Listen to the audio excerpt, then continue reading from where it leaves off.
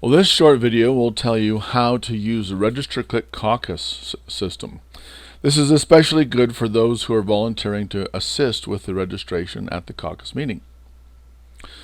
So, the first thing you need to know is that you should follow the instructions from your party leaders.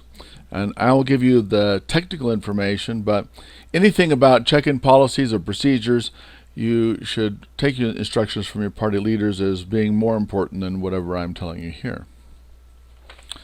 But what you should do before the caucus meeting is download the app at least one day before caucus, and I'll show you how to do that in just a minute. And you are, when we talk about the caucus check-in managers, that's you. You're people who are going to help us check in. Now, when you're at the caucus, you'll need to enter your county information, your precinct. All this information should come from your precinct chair, and there'll be a password that you're going to need. So download the meeting list for offline use in case the internet fails. You have to do this before you leave home just to make sure you have it on your system. Then when you're at the caucus, you can check in people just by typing in the last 3 letters of their name and their house number. It's very simple and fast. If you don't find the people, we do have a way of double checking with the Lieutenant Governor's website for anyone who has checked in recently or marked their voter record as private. I'll show you how to do that. And if you are doing offline check-ins after the meeting, you have to synchronize on the internet. If you are doing all online check-in, everything will be automatically uploaded during your check-in. So here's how you get the app. It's called RegisterClick-Caucus. You can find it on Android or on iPhone just by searching in the store. So when you go to the screen, this is what you'll see. And the first thing you want to do is download for offline check-in. Now, just a reminder, you can play around with this like a week or 2 before the caucus. That's fine. But you'll want to make sure that you do this within a couple days of the caucus. We will have an updated list available, and we will have cleared out all the testing information. So about 2 days ahead of the caucus, do this download for offline check-in. Then you're going to have to enter your county. Hopefully you know that. Your precinct number. You should know that from your precinct chair. And there'll be a password. For testing, you can just use the password check-in. And make sure that you create a username. It can be any username you want. You should put your email and your phone number there. This will only be shared with the precinct chair or other party officers so they can contact you if there's any questions about the check-in that you did.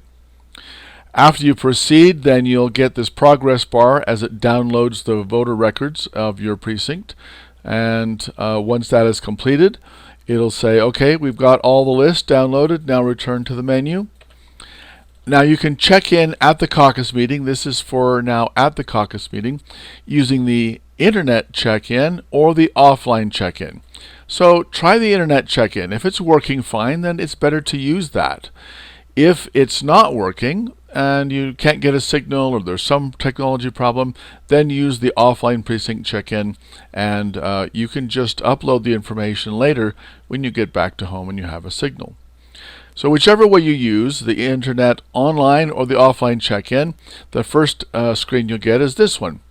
It's very simple to check people in. You just enter the first few letters of their last name and their house number. So as they come up, you'll be sitting probably at a table. As they come up to the table, say, please show me your ID. And you get their name. You put in a few letters of their name. You get their house number from their address. And then you click on Find, and it'll give you all of the voters that are at that household. So you should be able to select the correct one because you're looking right at the ID already, right? So when you get this page, it tells you if that person is a registered Republican or some other party. So make sure you verify that. If they're Republican, they can participate. If not, then they can't. Also, turn the screen around. You should be doing this on a tablet. That's preferred. Not really a phone. It's too small. But just turn the screen around and ask them to update their contact information. we are only going to use the phone number for party purposes, and we're also not going to distribute their email address. So they can be assured that we're not going to give out their contact information, so they're not going to get spammed. If they're a delegate, though, of course, they must be able to be contacted by the candidates. Once you have them complete the contact information, then you're going to click on register and they're done. Now, you must ask them to sign the roster. Every technology can fail, and you must have a paper backup system. So your paper backup for the registration is having them sign the roster. And then if your precinct uses voting credentials, then give them their voting credential. This is the example of the roster that you should use. You're not going to look up their name on a list. That takes too long. That's the whole purpose of this, is to not take so long. We want to get people in the meeting quickly, have them enjoy it, and not have to stand in line. We want to start the meeting on time, so we want to register people quickly.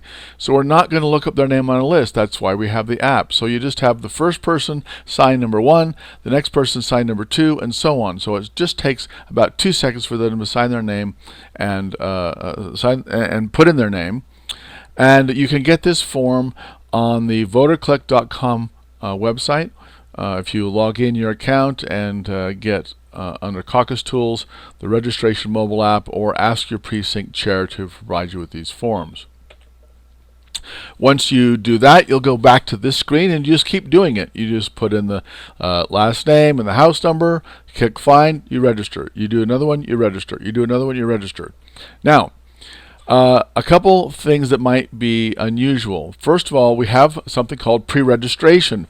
Pre-registration people have already done something online, so they don't have to stand in line. They don't have to even enter things into your app. Probably you should have another person who's only doing pre-registration people, but if someone who's pre-registered comes to your line, this is what you do. They just will show you a ticket and their ID. You don't need to look them up. You don't need to sign them in. Well, except for, I'll show you here. You just compare the ID to the ticket, and they've already gone online and identified themselves. Now, they may have a paper ticket. If they do, you just keep that as your paper backup. Remember, we always need to have a paper backup. And if the ticket is on the mobile phone, and they just show you their ticket and their ID, then you have them sign the roster, and that's for your paper backup. And, of course, give them voting credential if your precinct is using that. This is what the ticket looks like, whether it is printed out on paper or if it is on the mobile app. This is how it looks. You should be able to spot it. Now, there's another thing that can happen, which is after you click find, you may get this message. No voters were found in the precinct matching this information. So this means that somebody is not on the list that we received from the state. There could be a couple reasons for this. One is they registered just recently, and we got a list about 2 weeks in advance, or they may have marked their voter record as private and they won't show up on our list. Now, I suggest that you have a separate table to handle these not found voters, because they may need to fill out a voter registration form, so you don't want to hold up the line. Just have another table for that, and if anybody gets this message, you send them over to another table, and the other table will click on the bottom of the screen that says add voters, and then the person will be filling this in. You see, it takes a lot more time, so that's why you don't want to do this at every registration line. They have to put this information in, and then the computer system will actually contact the Lieutenant Governor's voter registration database and see if the person is actually currently listed. A message will come up and tell you whether the person is registered and can participate, in which case you have them sign the roster and give them a voting credential. Remember, we always need that paper backup. Or you may be required to have them fill out a voter registration form and sign it, and in that case, that's your paper backup. You don't need any other additional signatures. Now, if you have done offline check-in, you will see something like this. Records downloaded, a number, and then a number of records registered. That's only the records registered on this device. So you will need to click log out and then click on synchronize offline check-in. and then you'll be able to upload everybody that you checked in will upload. So regarding how to test this app, anything you want to do, you can do it until about 4 days before the caucus.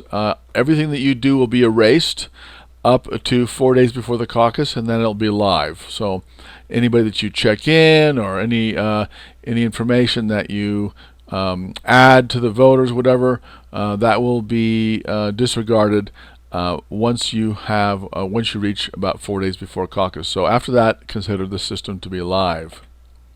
If you need any additional help, contact support at cerenimbus.com. Also on voterclick.com, there's a live chat, which is mainly for support of the website, but you can ask mobile app questions there.